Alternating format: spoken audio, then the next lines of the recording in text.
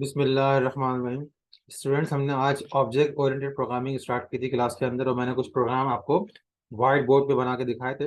उन्हीं में से एक प्रोग्राम मैं आपको अभी बना के दिखा रहा हूँ। अगर आपको याद हो तो हमने आज एक क्लास बनाई थी जिसका नाम था रेक्टेंगल।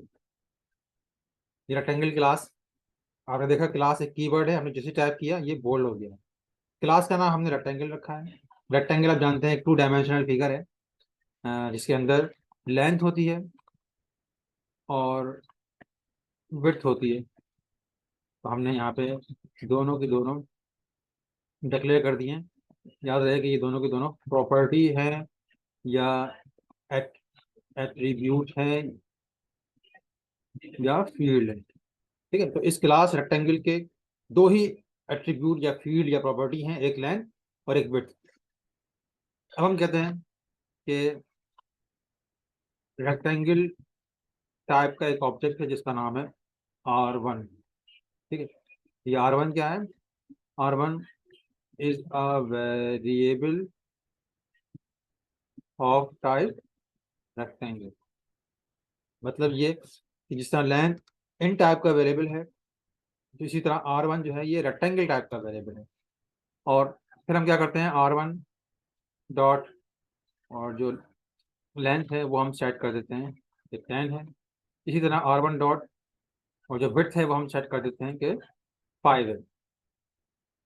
फिर हम सी आउट करते हैं एरिया ऑफ R1, और फिर हम एरिया मालूम करने का फॉर्मूला जो है कि R1 डॉट लेंथ को मल्टीप्लाई कर दो R1 डॉट विड्थ से, तो हमें एरिया मिल जाएगा।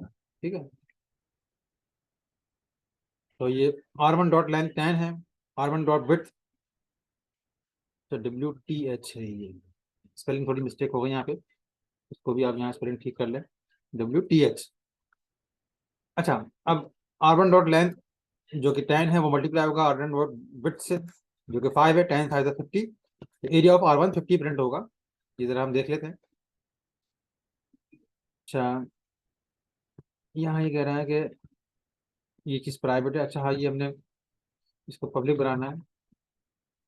एक चीज़ बीच में रह गई थी, हमें हमने आज क्लास में सीखा था कि हमने इन दोनों प्रॉपर्टीज को पब्लिक बनाना है। ठीक है ना, तो पब्लिक मैंने टाइप करने से रह गया था। पब्लिक मैंने टाइप किया और आपने देखा जिस तरह क्लास बोल्ड हो गया, जिस तरह इंट बोल्ड हुआ है, तो ये पब्लिक भी ऑटोमेटिकली बोल्ड हो गया, यानी ये भी एक कीवर्ड है। उसके बाद मैंने कॉलन लगाया है, यानी ये लेंथ और विड्थ ये दोनों के दोनों पब्लिक हैं। अब प्रोग्राम कंपाइल करते हैं।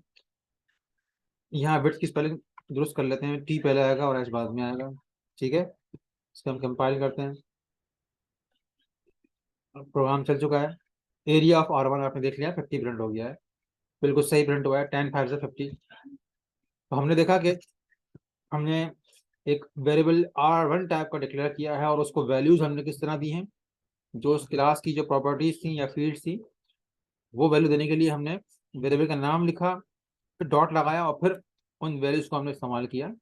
और ये क्लास में हम पढ़ चुके हैं कि पब्लिक वैल्यूज हैं, इसलिए हम यहाँ पे इसको इस्तेमाल कर पा रहे हैं। अगर पब्लिक ना हो तो इस्तेमाल नहीं कर पाएंगे हम।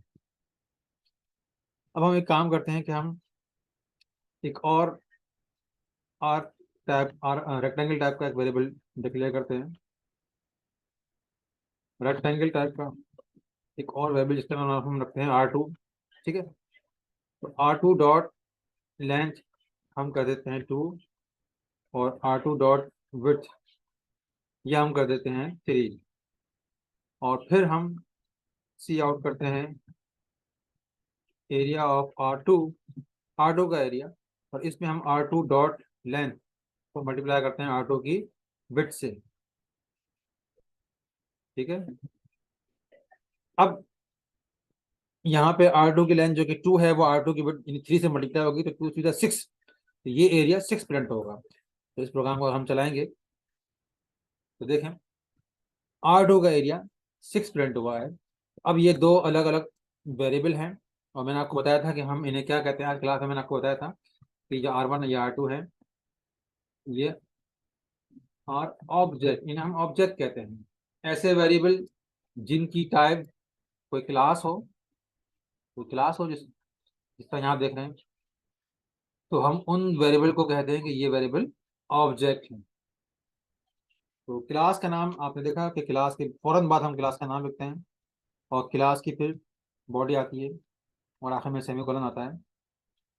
ये रेक्टेंगल टाइप की जो वेरिएबल है R1, इससे हम कहेंगे कि ये ऑब्जेक्ट। ठीक है, तो इस प्रोग्राम को आप लोगों ने आज प्रैक्टिस करना है घर के अंदर।